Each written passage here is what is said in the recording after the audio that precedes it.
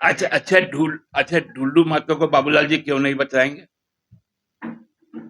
उनको तो अपने पार्टी में लाए थे, उन्होंने ही उनको पहला विधानसभा भेजने का काम किया। फिर जब बीजेपी में गए तो यही बाबूलाल जी ढुल्लू महतो को क्या कहते थे, पुराना स्टेटमेंट सब निकाल लीजिए।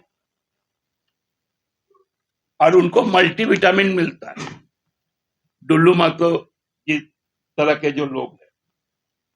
मल्टी विटामिन का मतलब आप लोग जानते हैं ना, मल्टी का एम से शुरू होता है।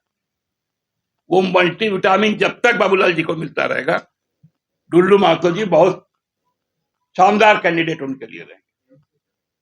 मल्टी विटामिन अन्य राज्यों में भी इसी प्रकार का खेल हो रहा है।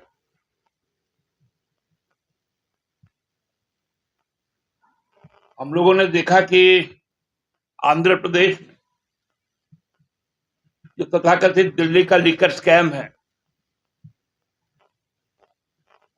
उसके अप्रूवर उनको उनके सहयोगी दल टीडीपी ने, जो वाईएसआर कांग्रेस के पहले लोकसभा सदस्य थे रेड्डी साहब, अब टीडीपी से वो लड़ रहे हैं भाजपा के सहयोग से।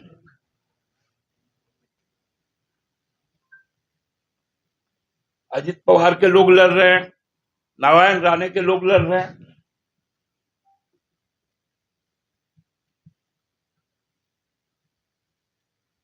तो इस प्रकार से जो भ्रष्टाचार की बात अब कर रहे हैं, मजेदार तथ्य आप लोगों को बताए कि पिछले 2 दिन पहले प्रधानमंत्री जी तमिलनाडु गए थे। वहां के एक निजी चैनल को उन्होंने साक्षात्कार दिया। जब उनसे पूछा गया कि चुनावी बॉन्ड पर, तो उन्होंने अपने भ्रष्टाचार का किस प्रकार से बचाव किया। बोला मोदी ने ही इसको गारंटी किया कि कोई भी व्यक्ति अपने स्वार्थ के लिए किसी को यदि पैसा दे तो उसका पता जो आप लोग लगा पाए, ये मोदी का कानून था। जबकि मोदी सरकार के जो वकील थे और एसबीआई के जो वकील थे, उनका कोर्ट में हलफनामा था कि कौन किसको चंदा दिया है इसको गुप्त रखा जाए, क्योंकि कानून यही है। मतलब चोर जब पकड़ा गया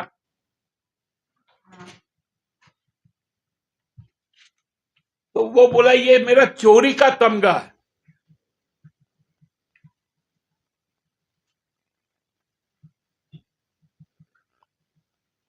और आज पूरे माहौल को इस प्रकार बनाया जा रहा है।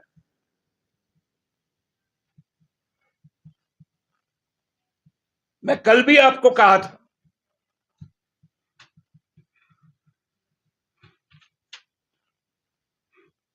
कि जिस प्रकार राष्ट्रपति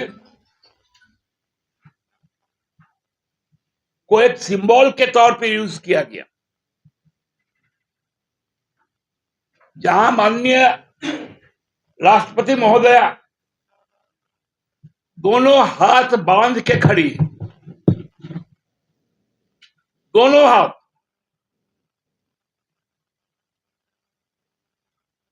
आडवाणी जी बैठे हुए और मोदी जी बैठकर उस पर मुस्कुरा रहे। भारत के राष्ट्रपति का बंधा हुआ हाथ आज चुनाव आयोग को देखना चाहिए।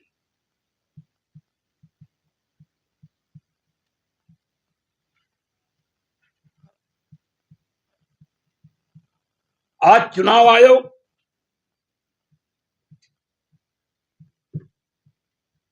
भी अंधा हो चुका है, उनको यह तस्वीर नहीं दी।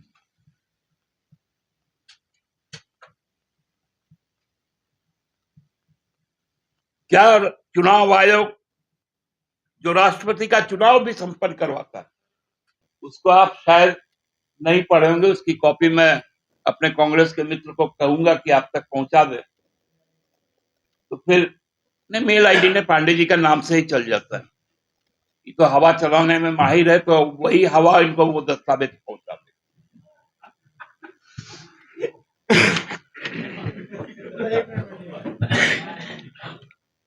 गिरनार सिंह जी का वापसी हो गया, बहुत बहुत स्वागत है। गिरनार जी सेकुलर पॉलिटिक्स करते थे, सेकुलर पॉलिटिक्स के वाहक है। समझ गए कि पाखंडियों के साथ रहना नहीं। अभी बहुत सारे लोग भाजपा से निकलेंगे, और मैं तो कह रहा हूं बहुत सारे जो घोषित टिकट है वो भी कटेंगे झारखंड। देखिए, गिरिनाथ बाबू इस राज्य के बड़े नेता हैं, राजद के लंबे समय तक प्रदेश अध्यक्ष रहे, मंत्री रहे। उनके पूरे परिवार का एक कालखंड रहा है गरवा पलामू इलाके में, चतरा के इलाके में। हमको लगता है कि हमारे गठबंधन में इससे बहुत मजबूती आएगी, केवल चतरा लोकसभा के लिए नहीं, पलामू जिला, पलामू प्रमंडल और उत्तरी छोटनागपुर प्रमंडल, सभी जगह पे इसका सकारात्मक असर। पूरा चुनाव जो है दादा के ऊपर ही जा रहा, प्रधानमंत्री के बयान है या तो उन्होंने दिया, जिस तरीके से कल बाबूलाल मरांडी प्रेस कॉन्फ्रेंस करते हैं, वो डुल्लू महतो को कहते हैं कि ऊपर कोई भी आपराधिक मामला नहीं है, वो अपराधी नहीं है, करप्शन का कोई मसला नहीं है। इस पर आप क्या कहेंगे? आप लोग का क्या काउंटर? अच्छा, डुल्लू महतो को बाबूलाल जी क्यों नहीं बचाएंगे? उनको तो अपने पार्टी में लाए थे, उन्होंने ही उनको पहला विधानसभा भेजने का काम किया। फिर जब बीजेपी में गए तो यही बाबूलाल जी डुल्लू महतो को क्या कहते थे, पुराना स्टेटमेंट सब निकाल लीजिए। और उनको मल्टीविटामिन मिलता है, डुल्लू महतो की तरह के जो लोग हैं। मल्टीविटामिन का मतलब आप लोग जानते हैं ना, मल्टी का एम से शुरू होता है। वो मल्टीविटामिन जब तक बाबूलाल जी को मिलता रहेगा, डुल्लू महतो जी बहुत शानदार कैंडिडेट उनके लिए रहेंगे। मल्टीविटामिन। श्रीमती नित्या राव वो राष्ट्रपति पहुंच जाती,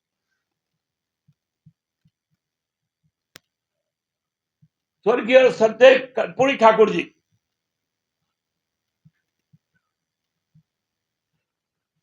उनके बेटे श्री रामनाथ ठाकुर जी, वो जाते हैं राष्ट्रपति।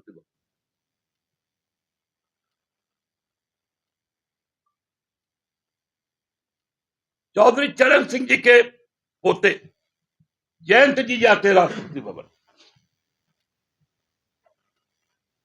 क्या आडवाणी जी यदि स्वस्थ नहीं है तो क्या उनके परिवार में लोग और कोई नहीं है कि वो राष्ट्रपति भवन तक जाए? या आडवाणी जी यदि घर पे कुर्सी पे बैठ सकते हैं तो व्हील चेयर पे जाए? कई बार ऐसा हुआ है। राष्ट्रपति को लेकर आए, पीछे तिरंगा लगा रहे, भारत रत्न भी बैठा रहे, और अहंकारी राजा भी बैठा रहे, और राष्ट्रपति का हाथ बंधा।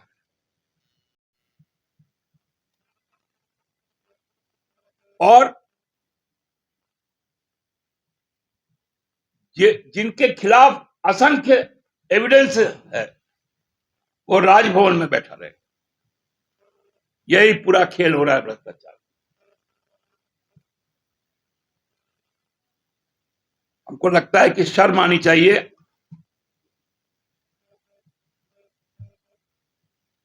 भाजपा को इस भ्रष्टाचार पर बोलने की। महंगाई पे बोलिए, बेरोजगारी पर बोलिए,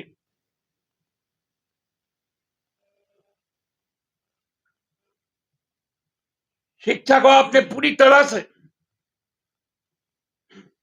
व्यवसायीकरण कर दिया, स्वास्थ्य को कर दिया।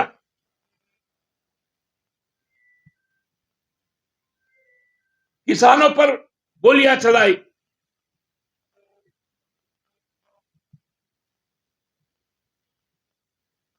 उस पर नहीं बोलेंगे, अपने काम पर नहीं बोलेंगे। 10 साल के काम का हिसाब दो भाजपा। आप बताइए, क्योंकि एक आदिवासी महिला है, इसके पहले दलित थे,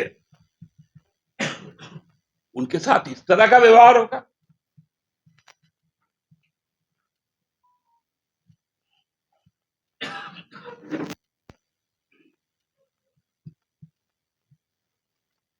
आज भ्रष्टाचार की नई परिभाषा